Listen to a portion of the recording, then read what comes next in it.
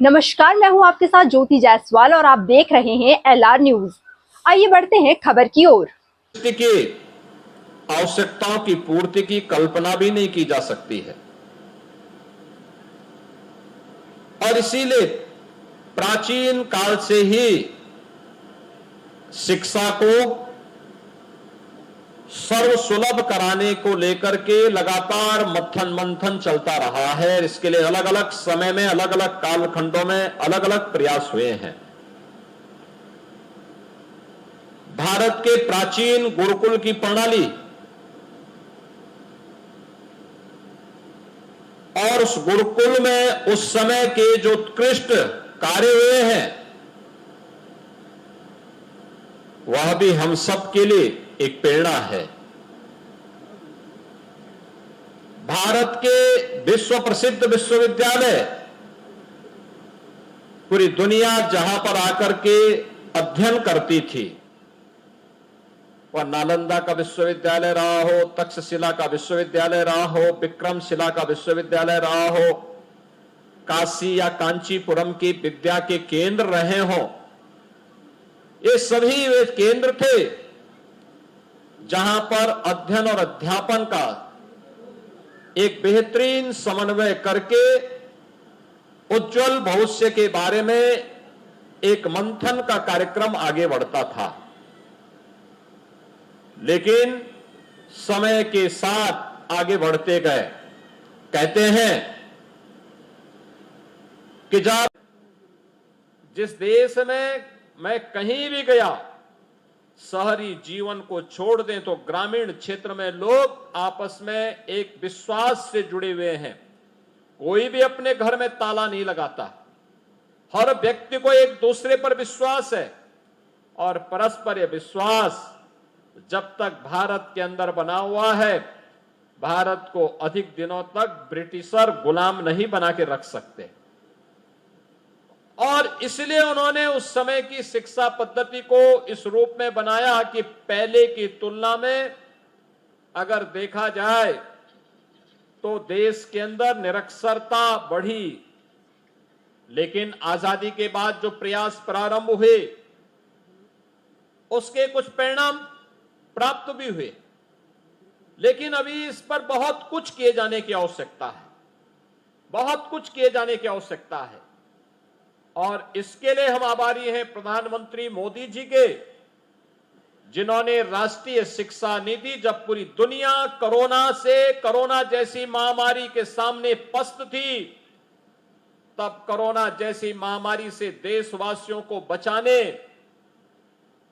उनको सुरक्षित रखने के साथ साथ उज्जवल भविष्य की एक नई आधारशिला रखने के लिए राष्ट्रीय शिक्षा नीति 2020 प्रधानमंत्री मोदी जी ने देशवासियों को दी। नीति यह उद्धरण के साथ तकनीक का उपयोग करके कैसे हम सहज और सरलता के साथ छात्र छात्राओं को इन सब बातों की जानकारी दे सकें, यह तो उपलब्ध करा ही रहा है। लेकिन साथ साथ यह भी सुनिश्चित कर रहा है कि बच्चे स्कूल 100% जाकर के अपना नामांकन करा सकें। इसके लिए बच्चों को भी, अभिभावकों को भी, पंचायत को भी, समाज के गणमान्य लोगों को तो इसके लिए जागरूक करना ही है।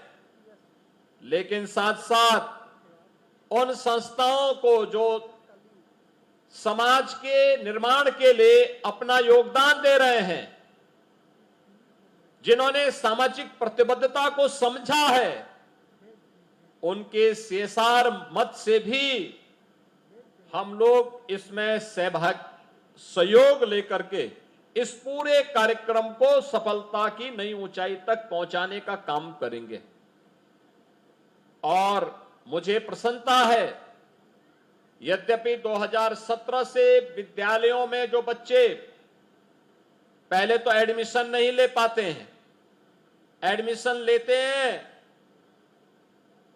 तो उसमें से आधे बच्चे ऐसे होते थे एडमिशन लेने के बाद फिर स्कूल नहीं जाते थे।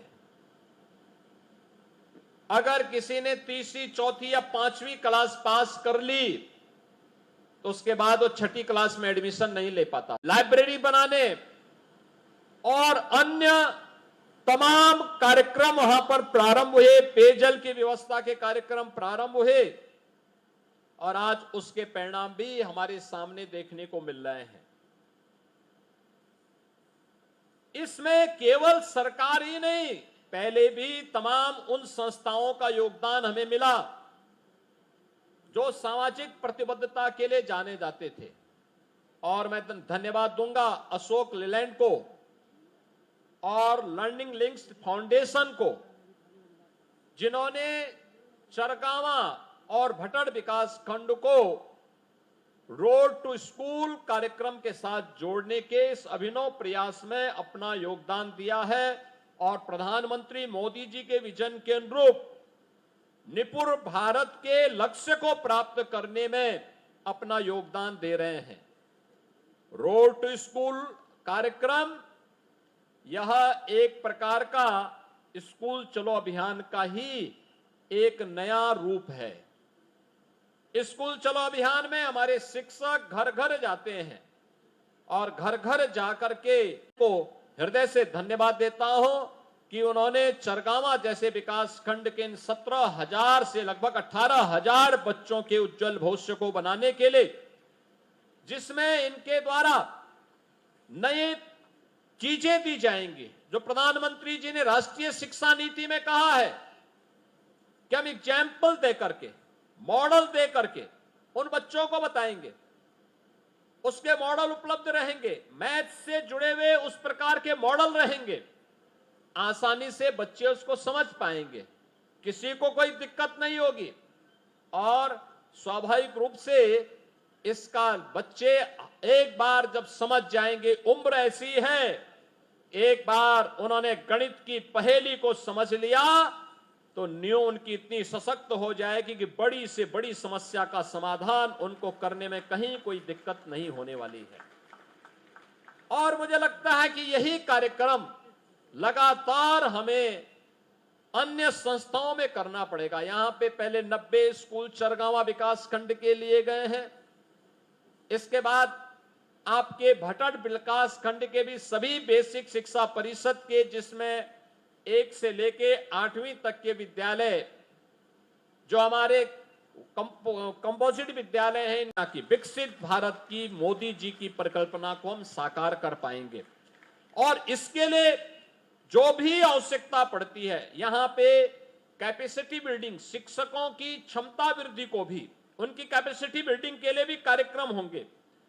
अन्य तमाम प्रकार के रचनात्मक कार्यक्रमों के साथ साथ आप देखते रहे होंगे चरगावा, भटड़, खोराबार ये विकास खंड, ब्रह्मपुर ये विकास खंड ऐसे हैं जिन विकास खंडों में इंसेफ्लाइटिस जैसी बीमारियों के कारण इस सीजन में हजारों बच्चे इस बीमारी की चपेट में आते थे। और मुझे बताते हुए प्रसन्नता है कि स्वच्छ भारत मिशन और स्वास्थ्य विभाग के साथ साथ उत्तर प्रदेश शासन और भारत सरकार के सभी विभागों ने अंतर विभागीय समन्वय के माध्यम से इस समस्या का समाधान का रास्ता निकाला है। आज इंसेफ्लाइटिस पूरी तरह समाप्त। इंसेफ्लाइटिस समाप्त होने का मतलब हमने स्वच्छता पे ध्यान दिया, शुद्ध पेयजल पर ध्यान दिया, परिणाम हमारे सामने है। और इसीलिए ये कार्यक्रम इसके माध्यम से आगे बढ़ाना है। इसके लिए आधारभूत शिक्षा, स्वास्थ्य, खेल, राशिद बच्चों को हमने प्रवेश दिया है। 18 स्कूल हमारे प्रारंभ हो चुके हैं। 57 अन्य जनपदों में डे स्कूल खोलने की तैयारी चल रही है। इसके अलावा मुख्यमंत्री अभ्युदय स्कूल के रूप में सभी जनपदों में नए स्कूल इसी तर्ज पर आगे बढ़ाने की कार्रवाई को भी हम आगे बढ़ा रहे हैं। पीएम श्री स्कूल को भी हर विकास खंड स्तर पर स्थापित करने की कार्रवाई को तेजी के साथ आगे बढ़ाया है। आप मान करके चलिए, शिक्षा में आमूलचूल परिवर्तन हो रहा है। यह आमूलचूल परिवर्तन नए भारत को एक विकसित भारत बनाने में सफल होगा और विकसित भारत की इस परिकल्पना को साकार करने के लिए हम सभी को स्कूली शिक्षा पर ध्यान देना होगा। मैं आज के इस अवसर पर जो हमारे शिक्षक हैं उन सबसे भी अपील करूंगा कि आप नए भारत के निर्माता हैं। पूरा देश और पूरी दुनिया आपको देख रही है। हमें याद रखना होगा, ज्ञान से अपने आप को अपडेट करना कोई पेट से सीख करके नहीं आता है। जब ये स्मार्टफोन नहीं आया होगा तब हम लोगों ने इस स्मार्टफोन को लोगों ने देखा होगा कैसे चलता है। आज आप देखते होंगे कि बच्चे भी स्मार्टफोन में तेजी के साथ खेलते हैं, स्मार्टफोन की जानकारी रखते हैं, उसके एप्लीकेशन की जानकारी रखते हैं। और मुझे भी आप सबसे ये अपील करनी है कि हमें अपने आप को अपने जिस विषय के हम शिक्षक हैं, जिस फील्ड में कार्य कर रहे हैं, उसके साथ साथ सामाजिक दायित्वों की भी जानकारी हमारे पास रहनी चाहिए, जिससे हम बच्चे को एक योग्य नागरिक बनाने में अपना योगदान दे सकें। दूसरा, तकनीक का उपयोग करके जीवन को सरल और फिलहाल के लिए इतना ही। देश दुनिया की तमाम छोटी बड़ी खबरों के लिए बने रहिए हमारे साथ, देखते रहें LR न्यूज।